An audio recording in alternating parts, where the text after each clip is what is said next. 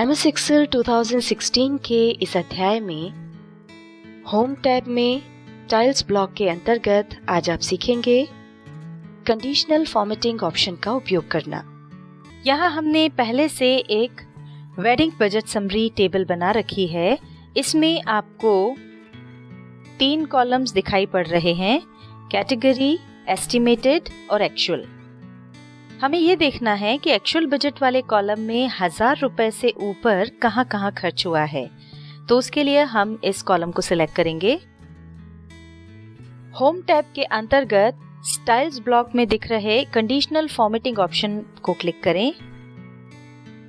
Open हुए drop down menu में से हाईलाइट सेल्स रूल्स पर माउस ले जाएं। उस पर माउस ले जाते ही एक और मेन्यू ओपन होगा। इसमें ग्रेटर देन पर क्लिक कीजिए। इस पर क्लिक करते ही ये एक छोटी विंडो ओपन हो गई है। हमें ये देखना है कि हमारे एक्चुअल खर्चे में 1000 रुपए से ज्यादा कहाँ कहाँ खर्च हुआ है, इसलिए यहाँ हम 1000 टाइप करेंगे। जैसे ही हमने यहाँ 1000 टाइप किया, बैकग्राउंड में एक्चुअल बजट वाले कॉलम में जितनी भी वैल्यू 1000 रुपए से ज्यादा की हैं वे हाईलाइट हो गई हैं। आप चाहें तो इस ड्रॉप डाउन एरो पर क्लिक करके इस मेन्यू में से कलर भी बदल सकते हैं। अब हम ओके पर क्लिक करेंगे। ये देखिए 1000 रुपए से ऊपर वाली वैल्यूज हाईलाइट हो गई हैं। इसी तरह से हम आपको कंडीशनल फॉर्मेटिंग ऑप्शन में हाईलाइट सेल्स रूल्स के अंतर्गत दिख रहे अन्य ऑप्शंस भी बता देते हैं। जैसे यदि आपको किसी पर्टिकुलर वैल्यू से कम वैल्यू वाले सेल्स हाईलाइट करने हैं तो इस मेन्यू में से लेस देन चुनिए और फिर ओपन हुई छोटी विंडो में वो वैल्यू डाल दीजिए जिससे कम वैल्यू वाले सेल्स आपको हाईलाइट करने हैं। जैसे हमने डाला 500। तो अब ये देखिए एक्चुअल वाले कॉलम में 500 से कम जो भी वैल्यू है वो हाईलाइट हो गई है। अगर आपको किसी 2 पर्टिकुलर वैल्यूज के बीच की वैल्यू वाली सेल्स हाईलाइट करनी है तो बिटवीन वाले ऑप्शन पर क्लिक करें और अब यहाँ पर वो 2 वैल्यू डाल दें जिसके बीच की वैल्यूज वाली सेल आपको हाईलाइट करनी है। हमने यहाँ पर 1000 और 1500 डाल दिया है। तो ये देखिए कॉलम में जो वैल्यूज इन 2 वैल्यूज के बीच वाली हैं वो यहाँ पर हाईलाइट हो गई हैं। अगर आपको कोई पर्टिकुलर वैल्यू ढूंढनी है तो उसके लिए इक्वल टू पर क्लिक करें और यहाँ पर वो वैल्यू डाल दें। ये वैल्यू डालते ही कॉलम में देखिए इसके बराबर की जो वैल्यू है वो यहाँ पर हाईलाइट हो गई है। इसके बाद ऑप्शन है टेक्स्ट दैट कंटेन्स। अगर आपको टेक्स्ट के अंदर कोई चीज ढूंढनी है तो आप इस ऑप्शन का उपयोग कर सकते हैं। उसके लिए हम पहले टेक्स्ट वाला ये जो कॉलम है इसको सिलेक्ट कर लेंगे और उसके बाद इस ऑप्शन पर क्लिक करेंगे। अब हमको जो भी टेक्स्ट ढूंढना है वो हम यहाँ पर टाइप कर देंगे। जैसे हम कहाँ कहाँ पर गिफ्ट्स है ये ढूंढना चाहते हैं, उसके लिए हमने ये टाइप किया और इसको टाइप करते देखिए कॉलम में जहाँ पर गिफ्ट्स लिखा हुआ है वो हाईलाइट हो गया है। हाईलाइट सेल्स रूल्स के अंदर ही अगला ऑप्शन है कोई अगर हमको डेट ढूंढनी है तो उसके लिए हम अ डेट ऑकरिंग ऑप्शन का उपयोग कर सकते हैं। इसको समझने के लिए यहाँ पर हम एक कॉलम में डेट ऐड कर रहे हैं। ये हमने एक डेट का कॉलम इसमें जोड़ दिया है। अब हम अ डेट ऑकरिंग वाले ऑप्शन पर क्लिक करेंगे। यहाँ पर यस्टरडे ऑप्शन सिलेक्टेड है तो यहाँ पर कल जो डेट थी वो हाईलाइट हो गई है। अगर हम ड्रॉप डाउन एरो से टुडे सिलेक्ट करेंगे तो ये आज की डेट हाईलाइट हो गई। इसी तरह से अगर हम टुमारो सिलेक्ट करेंगे तो आने वाले कल की डेट हाईलाइट हो जाएगी। अगर हम नेक्स्ट वीक सिलेक्ट करते हैं तो अगले हफ्ते की पूरी जो डेट्स हैं वो हाईलाइट हो गई है।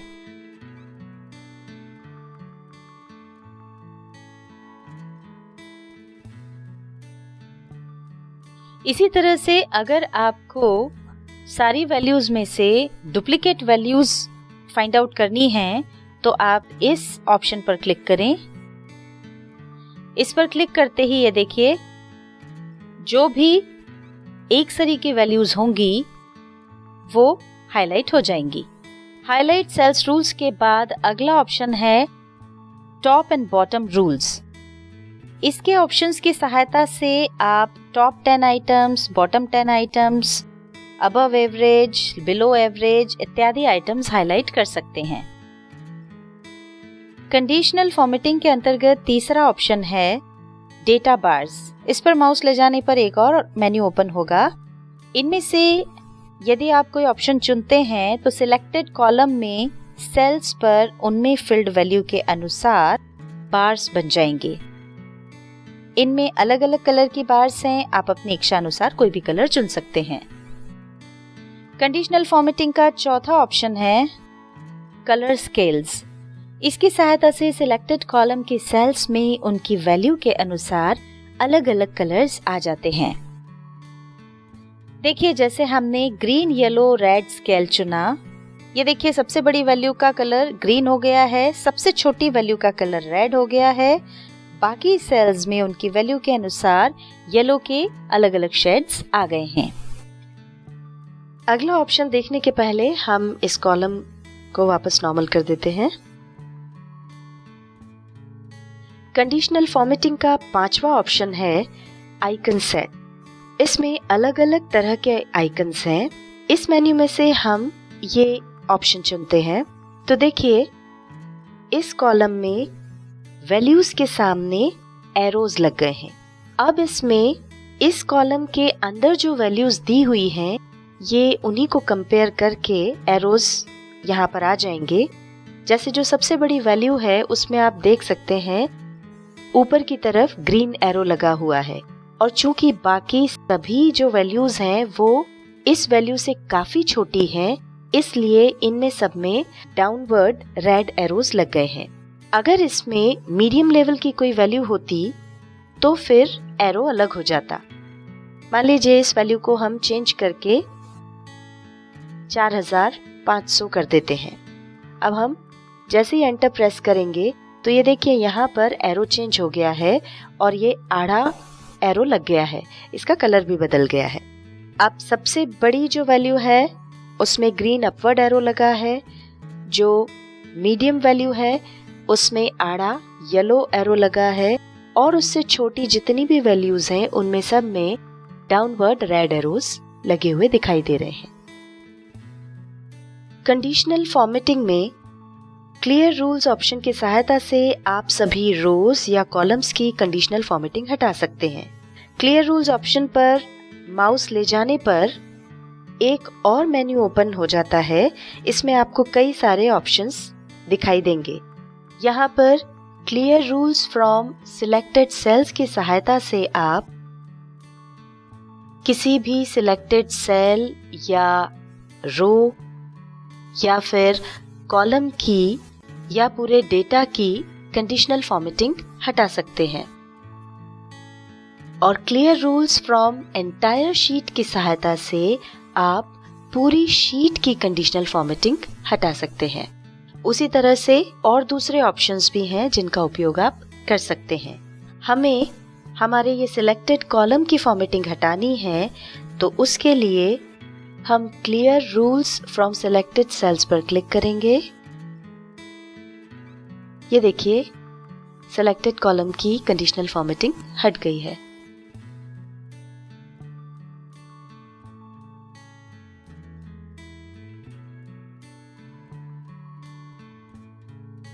MS Excel 2016 के इस अध्याय में होम टैब में स्टाइल्स ब्लॉक के अंतर्गत आज आपने सीखा कंडीशनल फॉर्मेटिंग ऑप्शन का उपयोग करना। अगर आपको हमारी ये वीडियो पसंद आई हो तो इसे लाइक करें, अन्य लोगों के साथ इसे शेयर करें और नई वीडियोस की जानकारी के लिए हमारे YouTube चैनल को सब्सक्राइब करें।